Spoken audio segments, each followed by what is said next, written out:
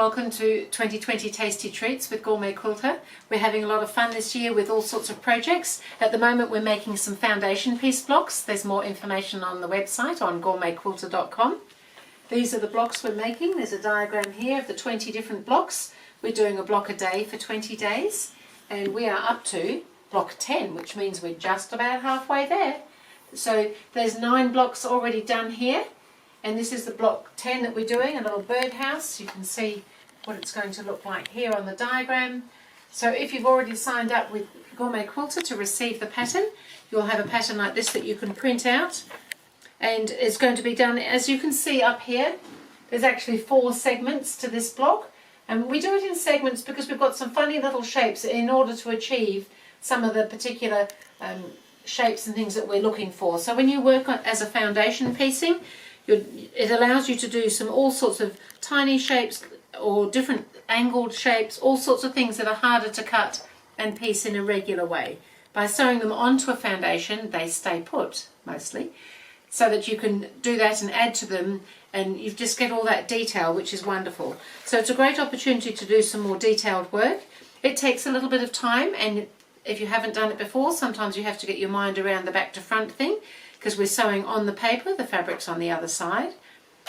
There's a big tendency to want to do it the other way, and when you've got some unusual shapes, it wants to go the other way, so you have to have a little bit of a careful time getting it right. So we're going to go ahead. I've cut out all my patterns. We cut them out a little bit larger than the dotted line. The dotted line is going to be a final trimming size. I've gone ahead actually this time and I've made several of the segments. I've done the 2 roof segments already because they were pretty straightforward things that we've done before, and the little post that the birdhouse sits on. And this is my piece here for the main part of the birdhouse.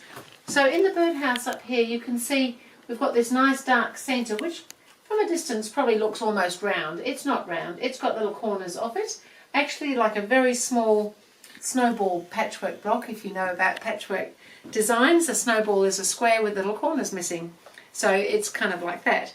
So when we put it onto here, the triangles are absolutely tiny, so that's why we do things like the foundation piecing. So I've already gone ahead and done mine, but I didn't get that. Apologise for my watch.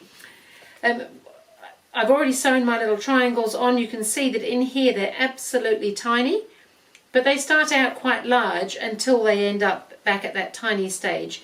And that's with the foundation piecing, we're using things a little bit larger. We trim away. It's great for using up scraps. You can use all sorts of odd shaped bits and pieces if you happen to have a whole box full of those, or not. I'm mostly using some 2.5-inch strips or 1.5-inch strips for most of my piecing. Some of the backgrounds are a little bit larger. So I've gone ahead, I've done my hole in the middle, I've done the 4 corners, I've done the top and bottom of the central part of the birdhouse, which you can see on here. So everything's numbered, and we've just gone through 1, 2, 3, 4, 5. So then piece 6 went up the top here, piece 7's down here, piece 8 is over this side here, which I've already done, and then piece 9 is actually here, but I went ahead and put the background piece on as well. So all I've now got to do is the other 2 pieces there, and then we'll have a birdhouse. So I'm going to go ahead and do that. So when we do this sort of piecing, we need to make sure that we're covering everything because we're working kind of back to front. So I'm just going to press a fold in my paper pattern of the stitching line. So the solid lines are the stitching lines, and I just want to fold that over, and it can include the fabrics that are there. That's in fact probably a good thing. I've got my next piece of fabric ready to stitch on. So we're putting them right sides together, so this is right side up. And I can position this on here. Now mine, it's fairly generous, so that I know I've got plenty of room. I've just got to make sure that it's fully covered wherever the edge of my little block is, so that when I stitch it on, and then by folding that over, I can see how far over that piece is coming. My background piece needs to be plenty big enough to cover that, and it is more than big enough.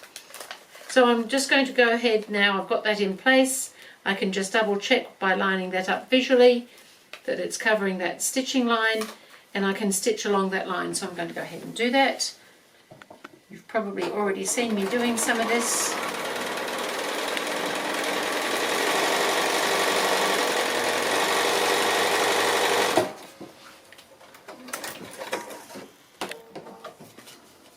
And now what I need to do now is, because I've stitched beyond the stitching line when I've sewn some of these other pieces on, we just need to tear the paper away from that so that we can fold that right along the line we've just stitched.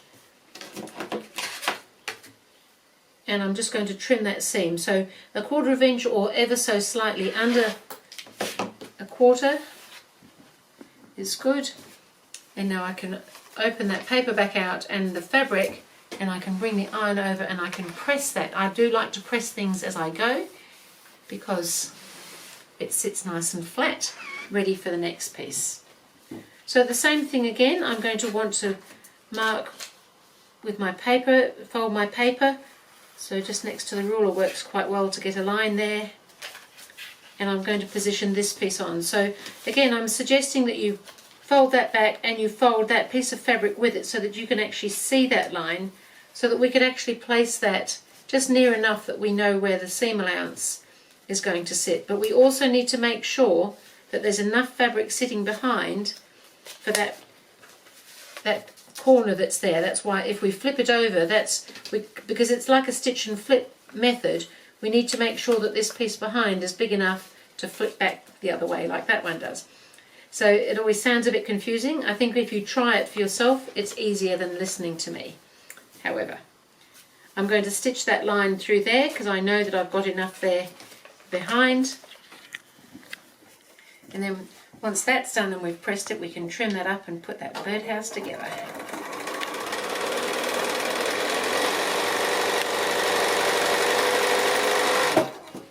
And we've already done a little bird block, so he won't be feeling so homeless anymore, so that'll be nice.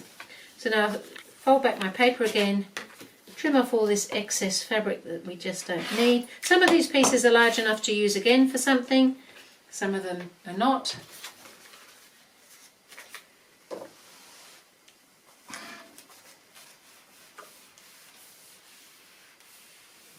If you haven't tried this before, the chances are you've got enough fabric in your stash to have a little go. So that's all done. Everything needs trimming down now, so we're going to trim along that dotted line.